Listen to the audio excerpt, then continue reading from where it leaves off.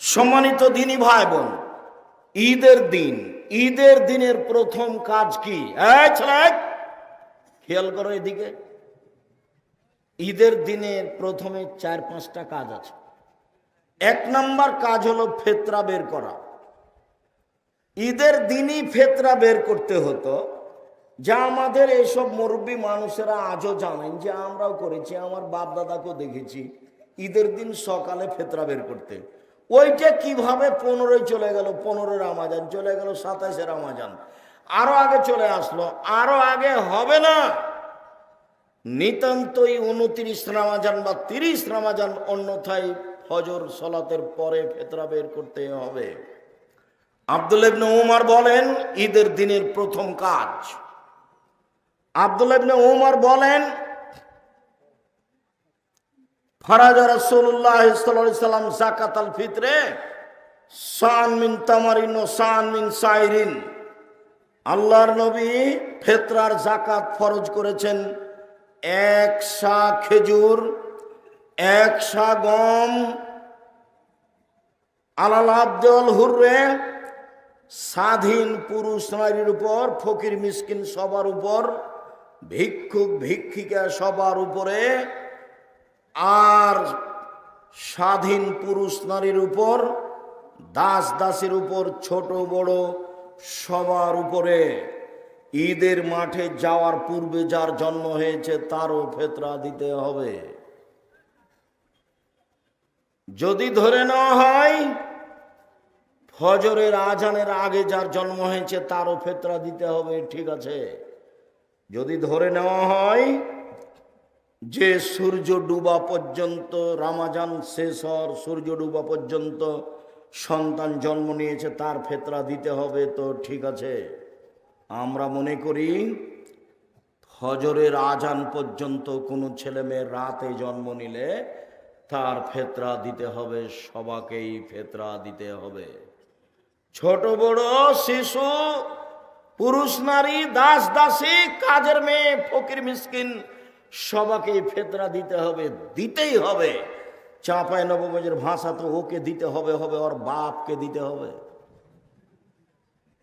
ফেতরা দিতেই হবে। ফকির হলে ফিরিয়ে দেওয়ার সময় তার চেয়ে বেশি দিয়ে দেওয়া হোক।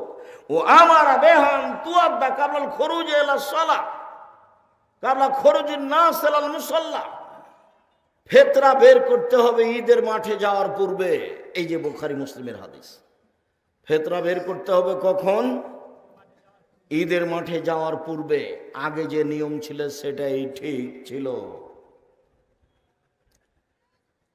আবু সাঈদ খুদরি রাদিয়াল্লাহু তাআলা আনহু বলেন, কুন্না নুখরিজু যাকাতাল ফিতরে, আমরা যাকাতুল ফিতর ফিতরা বের করতাম।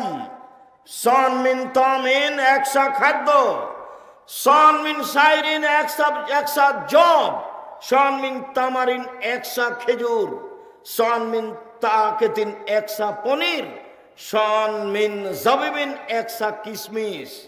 প্রথম শব্দ আছে খাদ্য, তার মানে পৃথিবীতে যারা যেখানে যা খায় সেটারই ফেতরা দিবে, খাদ্য শস্য। কেউ যদি মনে করে আটা দিব তো দেখ, তবে ধান দেওয়া ভালো নয়, ধান সরাসরি খাদ্য নয়। আগে কিছু আমাদের গ্রামেও ধান ফেতরা দিত, চাউল গম দেওয়াই তুলনামূলক ভালো।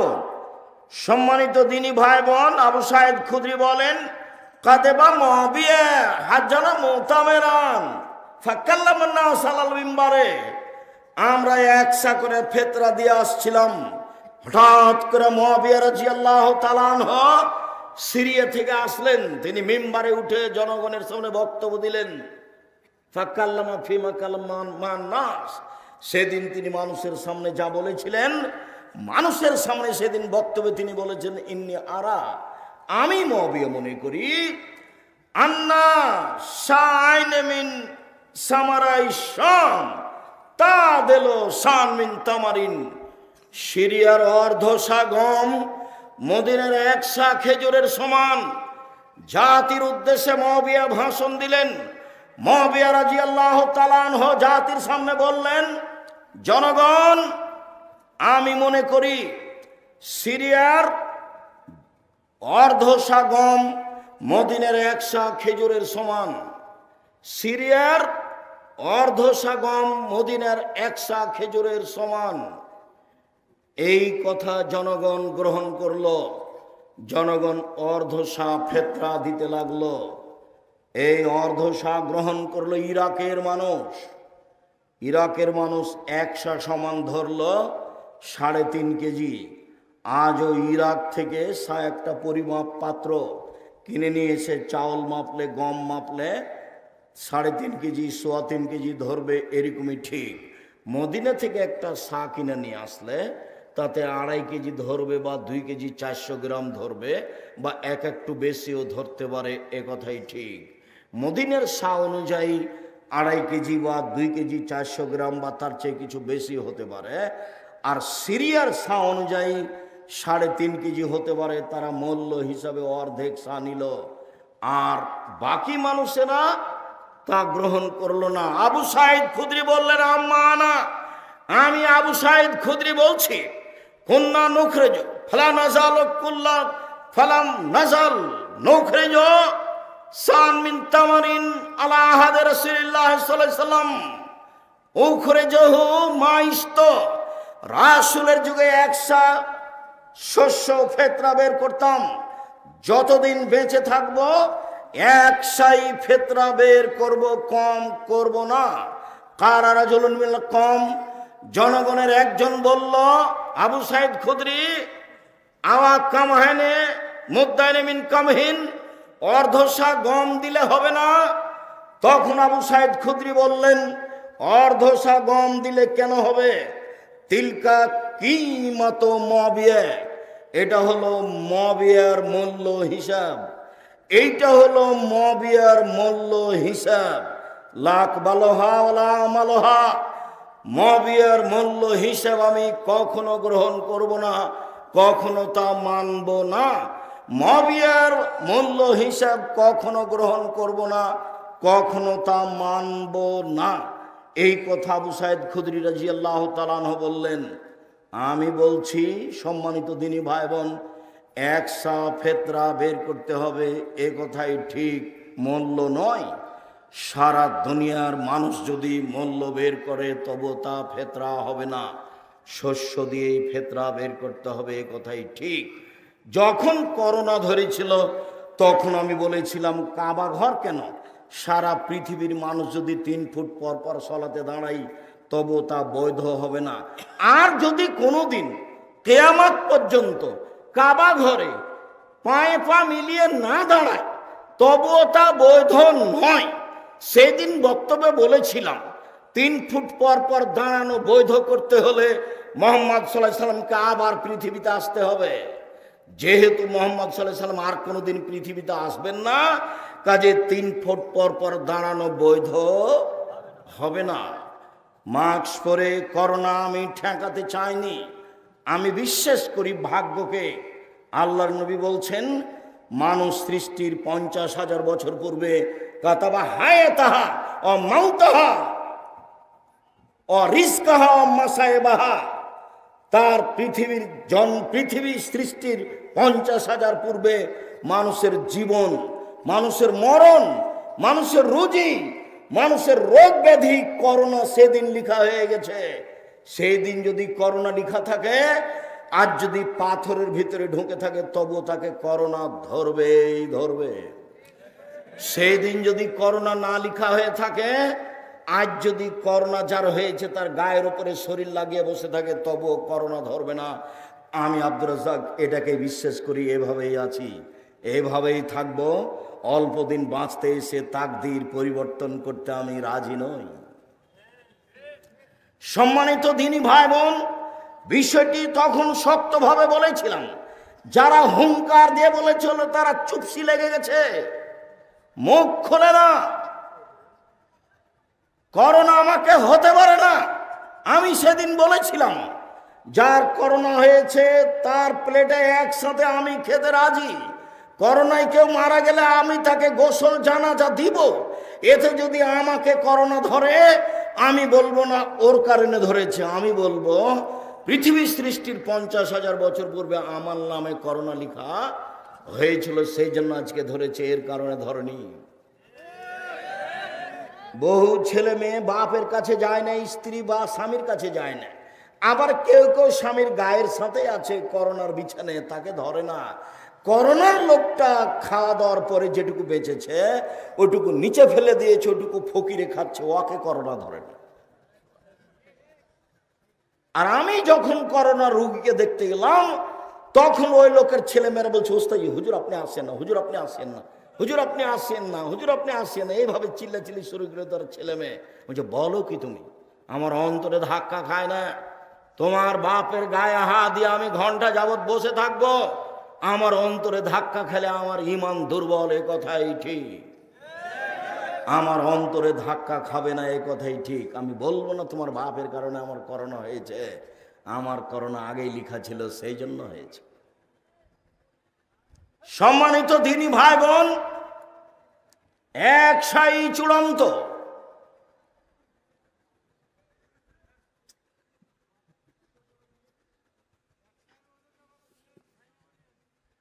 এক সায়ের ওজন 2.5 কেজি, আর না হলে 2 কেজি 400 গ্রাম, বা 2.5 কেজির একটু বেশি।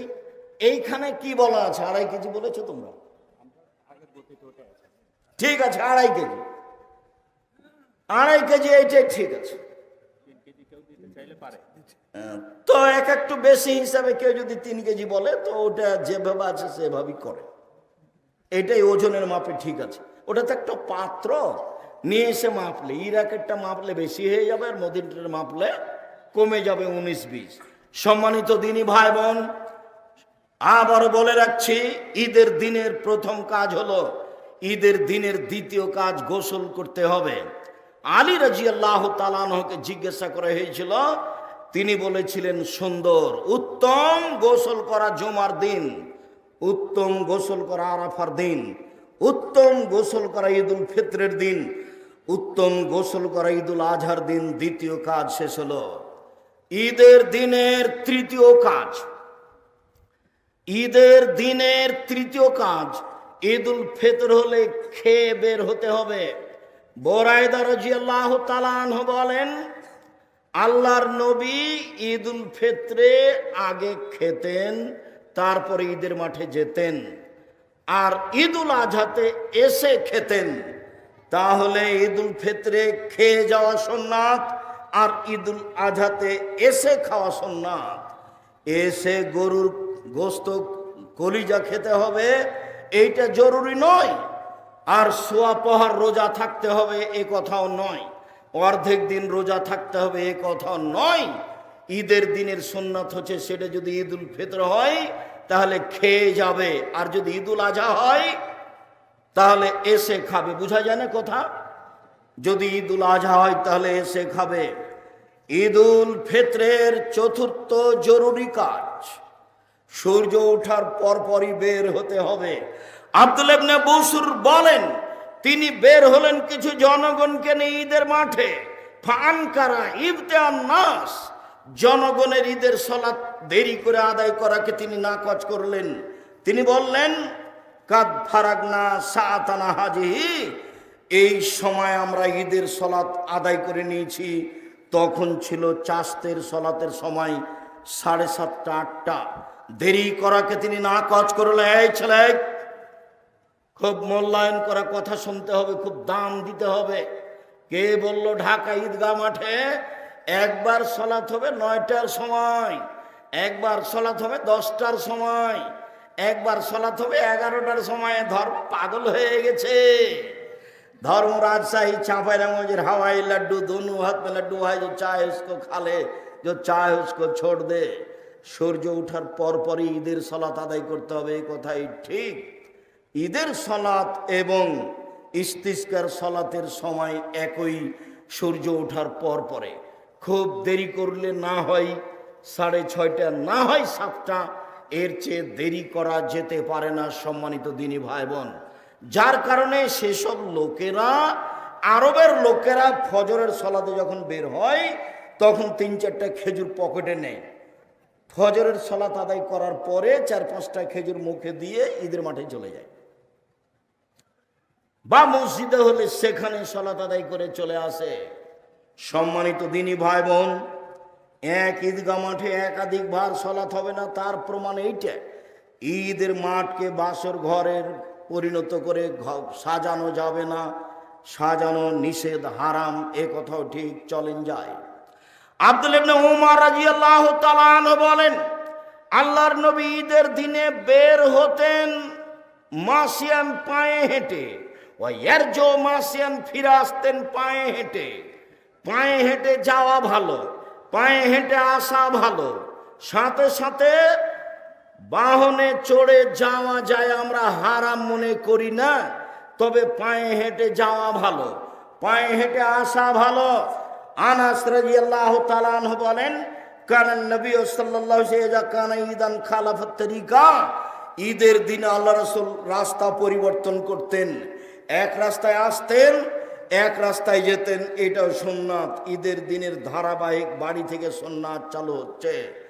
এক রাস্তা দিয়ে যাওয়া, আর এক রাস্তা দিয়ে আসা, পায়ে হেঁটে যাওয়া, পায়ে হেঁটে আসা। এরপরে বলা হচ্ছে তুহমুল আনাজাতু বাইনা ইয়াদাই নবী সাল্লাল্লাহু আলাইহি ওয়াসাল্লাম ফালাম্মা বালাগাল মুসাল্লা, রাসূলের সামনে দিয়ে একটা ওই সূত্রা, যেটা সালাত শুরু করলে তার আগে খাড়ো করা হয়, সূত্রা নিয়ে যাওয়া হতো। ফায়জা বালগাল মুসাল্লা, ঈদের মাঠে চলে গেলে ফা নসেবাত বাইনা ইয়াদাইহি, এই সূত্রাটা গেড়ে দেওয়া হতো। এইটাকে সামনে রেখে তিনি সালাত আদায় করতেন। ওয়াদালিকা ইসল্লি ফাদান লাইসা ফি শাইইন ইসতাতারা বিহি, এই জন্য যে ঈদের মাঠ ফাঁকা থাকতো, কোনো কিছু ঈদের মাঠে থাকতো না যেটা সামনে করে সালাত আদায় করা যাবে।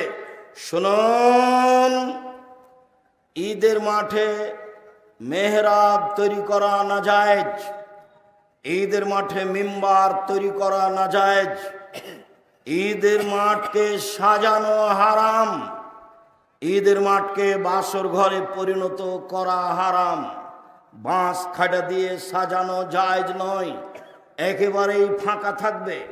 নিতান্তই দখলে